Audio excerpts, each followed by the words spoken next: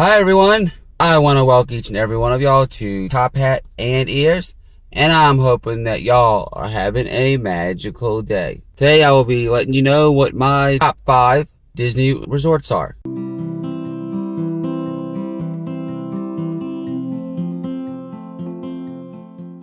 Number 5, Pop Century. It is a value resort not too far from the Worldwide Sports Complex.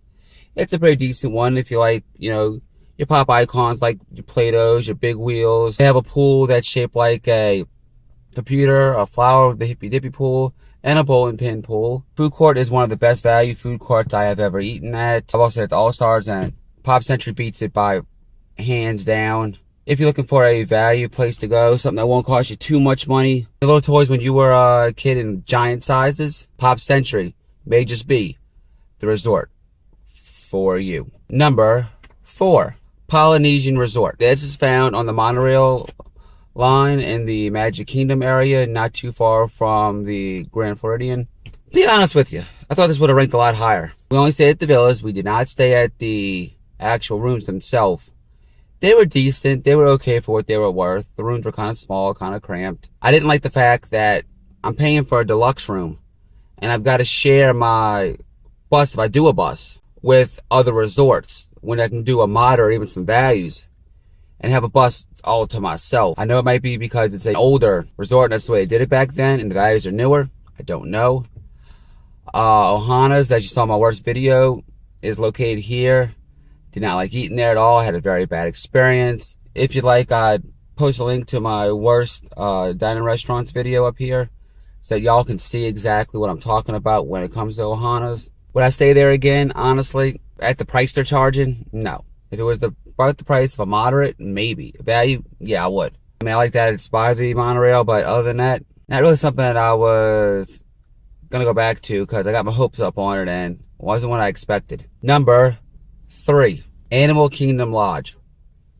I last went here in 2006 before the villas were built and everything, when the prices were obviously cheaper back then. It was a great place. Can't think of the name of the buffet they do for breakfast, but buffet is wonderful. It's awesome.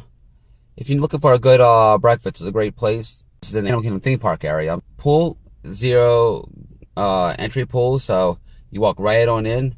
They got like 2 or 3 secluded kind of hot tub areas for the adults if you want to go play in those. Good wash areas. The rooms are amazing. Nice, big, luxurious. Great thread count on the sheets.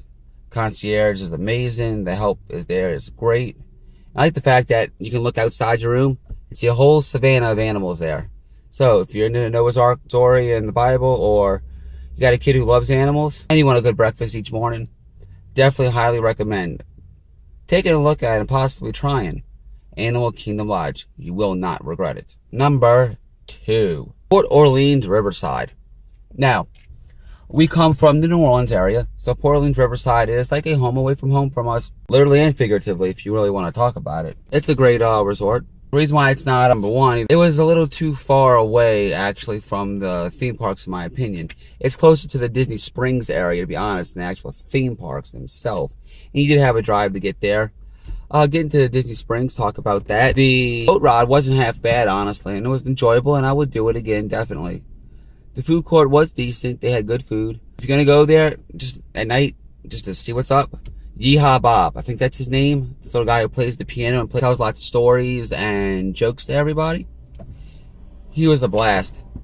And definitely fun to listen to and watch. I would definitely highly recommend going to go see him. If you haven't seen him, get to Port Orleans Riverside when he's performing.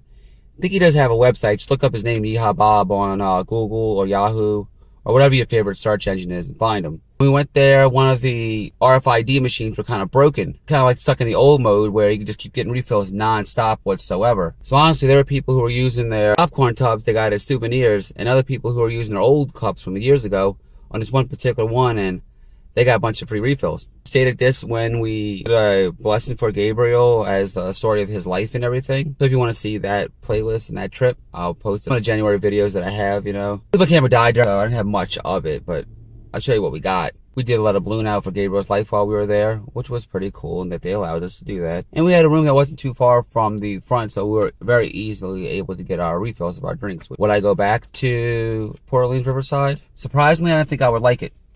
But in a role reversal to the Polynesian I talked about, I probably would go back if the price is right and I can get it at a cheap time of the year.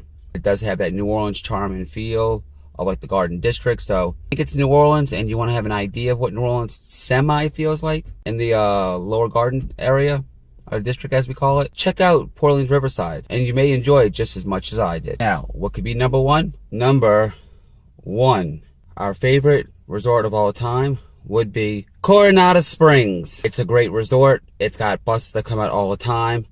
It's got a bus that goes throughout the actual park itself. Well, resort itself to go where you want. People will come in with your little golf carts, drive you where you want to if you ask them throughout the resort. Big giant pool with the pyramid is amazing to see.